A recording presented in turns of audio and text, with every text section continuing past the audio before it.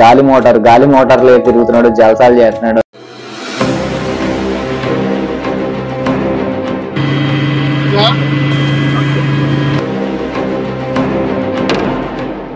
ఎర్రచందనం రక్తంలో పుట్టింది అన్నాడు పవన్ కళ్యాణ్. ఎక్కడ ఉంది, ఏ రాజ్యాంగం ఉంది, ఏ చరిత్రలో ఉంది? గురి కింద గింజకి దాని గొద్దు కింద ఉన్న నలుపు తెలియదంట.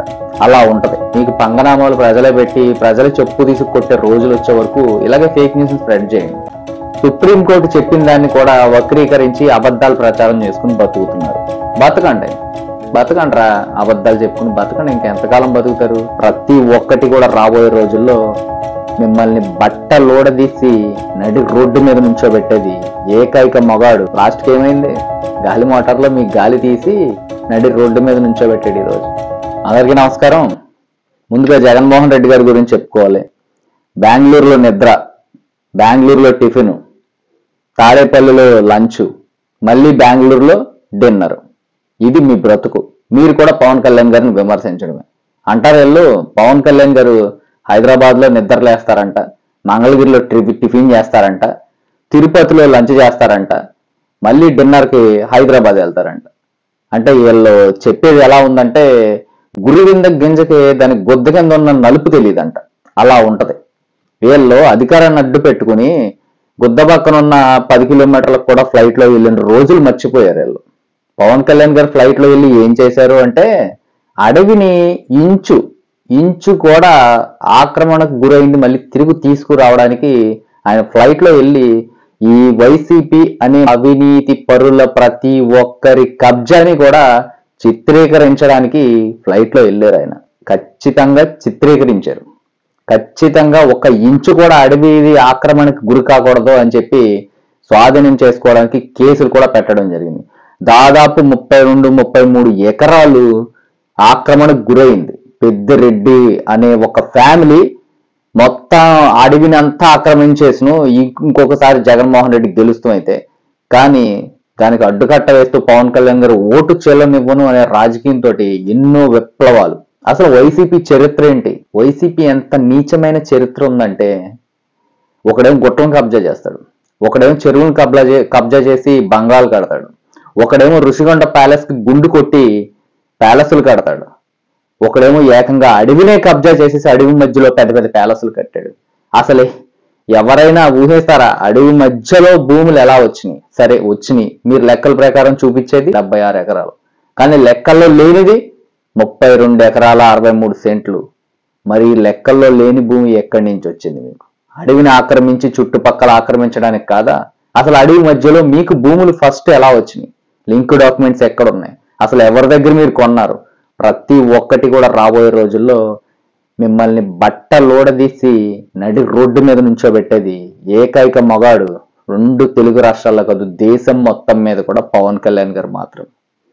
నేను ఇంత కఠినంగా ఇలా మాట్లాడడానికి గల కారణాలు ఏంటంటే పవన్ కళ్యాణ్ వచ్చిన తర్వాత, అధికారంలోకి వచ్చిన తర్వాత, డిప్యూటీ సీఎంగా ఛార్జ్ తీసుకున్న తర్వాత ఆయన తీసుకుంటున్న చర్యలు ఎలా ఉన్నాయి?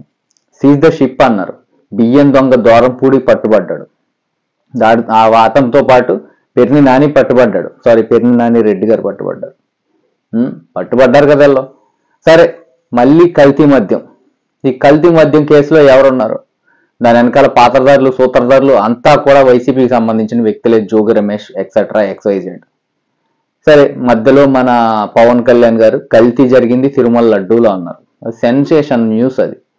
కానీ అది కల్తీ కాదు, చాలా స్వచ్ఛమైన నెయ్యి వచ్చింది అని చెప్పి వైసీపీ వాళ్ళు చెప్పారు. ఈ రోజుకి కూడా సుప్రీంకోర్టు చెప్పిన దాన్ని కూడా వక్రీకరించి అబద్ధాలు ప్రచారం చేసుకుని బతుకుతున్నారు. బతకండ్రా, అబద్ధాలు చెప్పుకుని బతకండి. ఇంకెంతకాలం బతుకుతారు? తిరుమల శ్రీవారు పంగనామాలు పెట్టారు. 1 లేపేసి మధ్యలో 5 లేపేసి 2 1 నుంచి ఆచెవరిచ్చారు. మీకు పంగనామాలు ప్రజలే పెట్టి ప్రజలు చెప్పు తీసుకు కొట్టే రోజులు వచ్చే వరకు ఇలాగే ఫేక్ న్యూస్ స్ప్రెడ్ చేయండి. తిరుమల లడ్డు ప్రసాదం కల్తీ జరిగింది అని అంటే కాదు కాదు కాదు అని బుకాయించారు. కానీ సుప్రీంకోర్టు ఒక సిట్ వేసింది. ఆ సిట్ నిజాలు బయట పెట్టింది. అది అయిపోయింది. తర్వాత ఎర్రచందనం గురించి వెళ్ళి స్మగ్లర్స్, ఎర్రచందనం దొంగలు అక్రమంగా చెట్లను నరికేస్తున్నారు. అసలు స్వామివారి రక్తం కింద పడినప్పుడు అక్కడ అడవుల్లో ఇలా సెంటిమెంట్ ప్రకారం హిందువుల మనోభావాలు దెబ్బతీసేలాగా ఎర్రచందనాన్ని కొట్టొద్దు, కొట్టివేయొద్దు అని చెప్పేసి ఆయన చెప్పారు. దాన్ని కూడా వక్రీకరించి ఎర్రచందనం రక్తంలో పుట్టింది అన్నాడు పవన్ కళ్యాణ్. ఎక్కడ ఉంది, ఏ రాజ్యాంగంలో ఉంది, ఏ చరిత్రలో ఉంది అని అడుగుతున్నారు. పురాణాల ప్రకారం మీరు వెళ్ళి గూగుల్లో సెర్చ్ చేయండి. మీకు గూగుల్ నచ్చదు కదా. ఎందుకు గూగుల్ నచ్చదంటే జగన్మోహన్ రెడ్డి గారు అవినీతి చిట్టా ఇట్టా కొడితే అట్టా వచ్చేసేది గూగుల్లోనే. మీరు ఎన్ని అసత్యాలు మాట్లాడినా జగన్మోహన్ రెడ్డి ఎలాంటోడు, ఎన్ని సెక్షన్లు, ఎన్ని కేసులు ఉన్నాయి, అసలు ఎలాంటి వ్యక్తి, ఎంతమందిని చంపాడు, ఎప్పుడు కోడికత్తితో పొడిపించుకుని డ్రామా ఆడాడు, ఎప్పుడు గువరాయితో కొట్టించుకుని డ్రామా ఆడాడు, బాత్రూంలో బాబాయ్ చనిపోవడానికి గల కారణాలు ఏంటి, ఎక్స్వైజెడ్ బోల్డ్ అని దొరికేస్తున్నాయి గూగుల్లో. ఇట్టా కొడితే అట్టా నిజాలు వచ్చేస్తున్నాయి. సో అందుకని మీకు గూగుల్ నచ్చదు. ఇంకా గూగుల్ డేటా సెంటర్ ఇక్కడికి వస్తుంది వైజాగ్ అంటే అది మేమే తీసుకొచ్చాం ఇంతకుముందు అదానితో కలిసి అని చెప్పుకుంటున్నారు మీరు. మరి అదే గూగుల్ కదా ఇప్పుడు నిజాలు చెప్పేది కూడా. గూగుల్లో అది నమ్మినప్పుడు ఇది నమ్మంటారా వైసీపీ పేటిఎంస్. ఓకే, పవన్ కళ్యాణ్ గారు ఏది ప్రశ్నించినా కూడా వక్రీకరించడం, తడబడిపోవడం, భుజాలు తడుముకోవడం, ఫ్లైట్లో వెళ్తే గాలి మోటార్లో తిరుగుతున్నాడు, జలసాలు చేస్తున్నాడు అని చెప్పేసి న్యూస్లు రాయడం, ఆర్టికల్ రాయడం, హక్కుపక్షి ఛానల్లో ప్రచారం చేయడం. లాస్ట్కి ఏమైంది, గాలి మోటార్లో మీకు గాలి తీసేయడానికి వెళ్ళాడు. గాలి మోటార్లో మీకు గాలి తీసి నడి రోడ్డు మీద నుంచోబెట్టాడు. ఈరోజు 33 ఎకరాలు మీకు ఎక్కడి నుంచి వచ్చింది? మీది 76 ఎకరాలు కాగితాలు చూపిస్తున్నారు మీరు. మిగతా 33 ఎకరాలు ఎక్కడది మీకు? అది మార్కింగ్ చేసి లైన్ గీసి క్షుణ్ణంగా ప్రతి ఒక్క ప్రజలకి, ప్రతి ఒక్క సామాన్యుడికి, ఒక పొలం పని చేసుకుని చదువురాని వ్యక్తికి కూడా అర్థమయ్యే విధంగా క్షుణ్ణంగా పరిశీలించిన తర్వాత ఏదైనా ఒక నిర్ణయం తీసుకుని ఒక మాట మాట్లాడాడంటే పవన్ కళ్యాణ్ వెనక్కి తీసుకునేలాగా ఉండదు. సత్యం మాట్లాడతాడు, పూర్తి అవగాహనతో మాట్లాడతాడు, అవగాహన రాహిత్యం లేకుండా మాట్లాడు.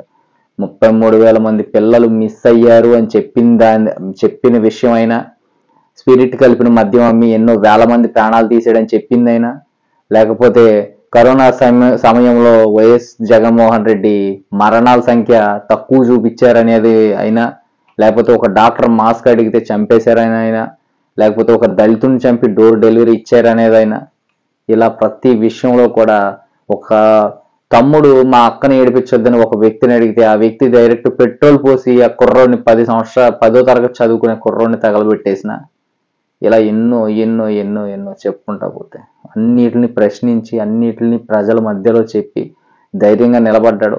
ఈరోజు పెద్ద తలగాయలు, పెద్ద పెద్ద కింగ్ పిన్స్ ఉన్నారు ఆంధ్రప్రదేశ్లో. ఆ కింగ్ పిన్స్ అందరినీ కూడా ఒక్కొక్కరిని చెక్ పెట్టుకుంటూ వస్తున్నాడు.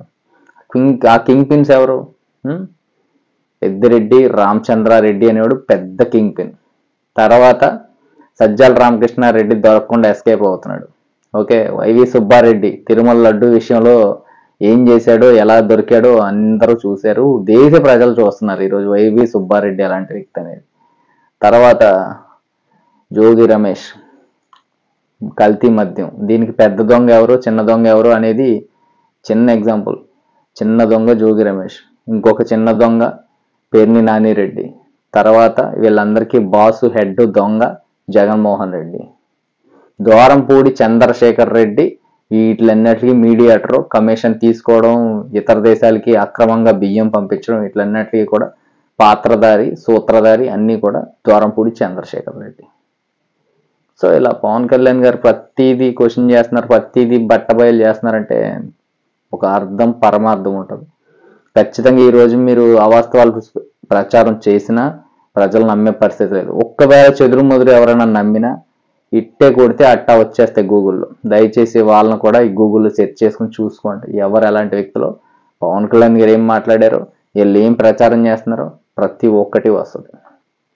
సో నేను చెప్పేది ఒకటే, మీరు ఎన్ని అసత్యాలు మాట్లాడినా, ఎన్ని సవాళ్ళు చేసినా, ఎన్ని ఉడతూపులు ఊపినా, లేకపోతే పవన్ కళ్యాణ్ అవినీతి చేశాడు, అక్రమం చేశాడు, లేకపోతే చంద్రబాబు నాయుడు ఇచ్చిన ఆస్తులు, లేకపోతే అది ఇది అని చెప్పి ఎన్ని ప్రచారాలు చేసినా, ఆయన కష్టార్జితంతో సంపాదించుకున్న ఆస్తులు కాబట్టే మంగళగిరిలో పార్టీ ఆఫీసు ఎన్నో సంవత్సరాల నుంచి ఇప్పటికీ కడతానే ఉన్నారు. అంటే ఎప్పుడు డబ్బులు ఉంటే అప్పుడు కట్టేస్తున్నారు. కొద్ది కొద్దిగా స్టెప్ బై స్టెప్ ఎందుకు కట్టేస్తున్నారంటే ఆయన దగ్గర డబ్బులు లేక.